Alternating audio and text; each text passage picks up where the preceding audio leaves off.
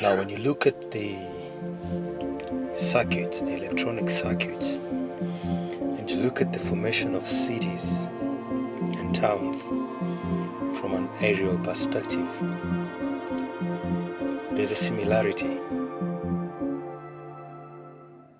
Every component in a circuit, whether it's a resistor, a transformer, or it's a capacitor, it has some purpose. It's a form of energy.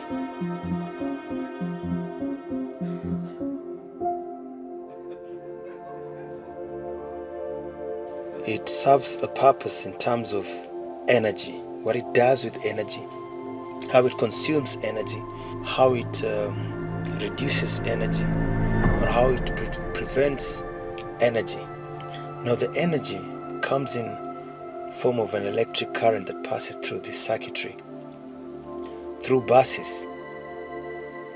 Now the buses will carry the current. Now the current, in real life, the current could be contained in human beings, because humans have two poles. We have the feminine and the masculine. So we have the electrons and we have the protons. And these electrons and protons are carried on buses and taken to these big houses, which are like the offices, to perform certain tasks. So when the current is running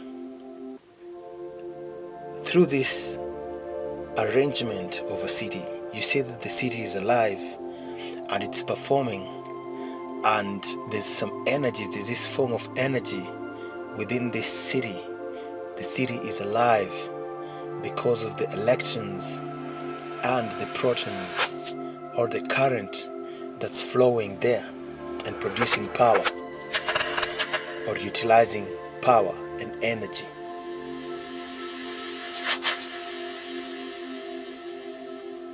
Two scenarios that have actually been simulated.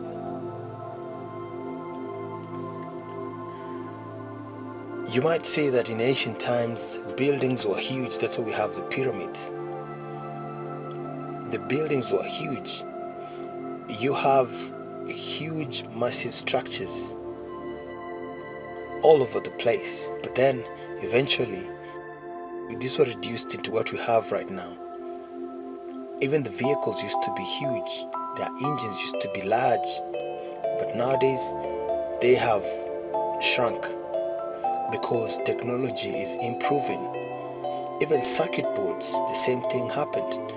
We used to have huge capacitors and electronic components that were supplying energy and utilizing energy and managing energy across a circuit. But all this, most of them have been reduced into an IC. So you can look at an IC as a central business district.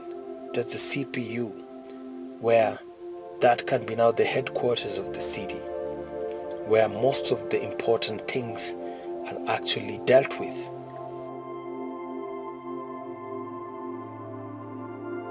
And you still have the zeros and ones, you have the electrons and protons, feminine and masculine energies that are flowing, performing certain tasks. So that when you put together all this circuitry and map them together, then you have a system which works. And we all call this, ages ago we used to call a radio a system.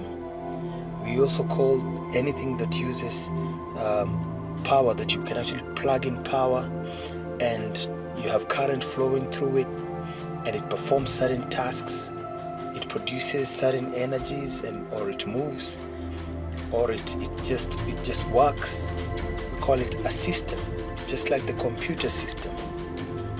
Now here you have an ecosystem, which is actually a city that's been built to perform certain tasks